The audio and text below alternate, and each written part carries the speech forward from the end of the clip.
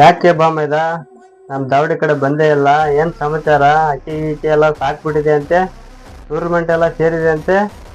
ಏನಕ್ಕಿಲ್ಲ ma'am, ನಾ ಅಕ್ಕಿಯನ್ನು ಟೂರ್ನಮೆಂಟ್ಗೆ ready ಮಾಡ್ಬೇಕಂತ ಅನ್ಕೊಂಡಿದೀನಿ. ಸಿಂಗಲ್ ಬಿಟ್ರೆ ಬೆಟರ, ಜೋಡ್ ಬಿಟ್ರೆ ಬೆಟರ? ಇದ್ರ ಬಗ್ಗೆ ನನಗೆ ಮಾಹಿತಿಯನ್ನು ನೀಡು ಮಾಮ್.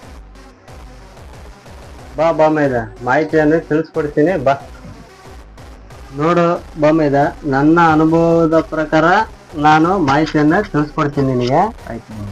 ಜೊತೆ ಅಕ್ಕಿ ಬಿಟ್ರೆ ಏನ್ ಯೂಸ್ ಇದೆ, ಸಿಂಗಲ್ ಅಕ್ಕಿ ಬಿಟ್ರೆ ಟೂರ್ನಮೆಂಟ್ಗೆ ಏನ್ ಯೂಸ್ ಇದೆ ಅಂತ ನಿನಗೆ ತಿಳಿಸ್ಕೊಡ್ತೀನಿ ಇವತ್ತಿನ ಟಾಪಿಕ್ ಅಲ್ಲಿ. ಇವಾಗ ಜೊತೆ ಅಕ್ಕಿ ಬಿಟ್ಟಿರ್ತೀಯ, ಸೀಲ್ ಹಾಕ್ಬಿಟ್ಟು ಅಕ್ಕಿ ಆರ್ತಾ ಇರ್ತದೆ, ಒಳ್ಳೆ ಟೈಮಿಂಗ್ ಎರಡು ಆರ್ತಿರ್ತವೆ. ನೀನ್ ಬ್ಯಾಡ್ ಲೆಕ್ಕದಾಗ ಏನ್ ಮಾಡುತ್ತೆ, ಒಂದ್ ಅಕ್ಕಿ ಬೇಗ ಕುತ್ಕೊಂಡ್ಬಿಡುತ್ತೆ. ಅವಾಗ ಈ ಇನ್ನೊಂದ್ ಅಕ್ಕಿ ಆರ್ತಾ ಇರೋದು ಏನ್ ಮಾಡುತ್ತೆ ಗೊತ್ತಾ, ಅದು ಇದನ್ನ ನೋಡ್ಬಿಟ್ಟು ಬಂದು ಕುತ್ಕೊಂಡ್ಬಿಡುತ್ತೆ. ಅವಾಗ ಅಕ್ಕಿ ಜೀರ ಆಯ್ತು. ಅವಾಗ ಏನ್ ಬೆಸ್ಟ್ ಪಾಯಿಂಟ್ ಅಂತ ಹೇಳಕ್ ಬರ್ತೀನಿ ಅಂದ್ರೆ, ಅಕ್ಕಿ ಯಾರೇ ಬಿಡಿ, ಸಿಂಗಲ್ ಬಿಡಿ ಅಕ್ಕಿನ, ಸಿಂಗಲ್ ಅಕ್ಕಿ ಬಿಟ್ರೆ ಒಳ್ಳೆ ಮಾನ್ಯತೆ ಇರುತ್ತೆ.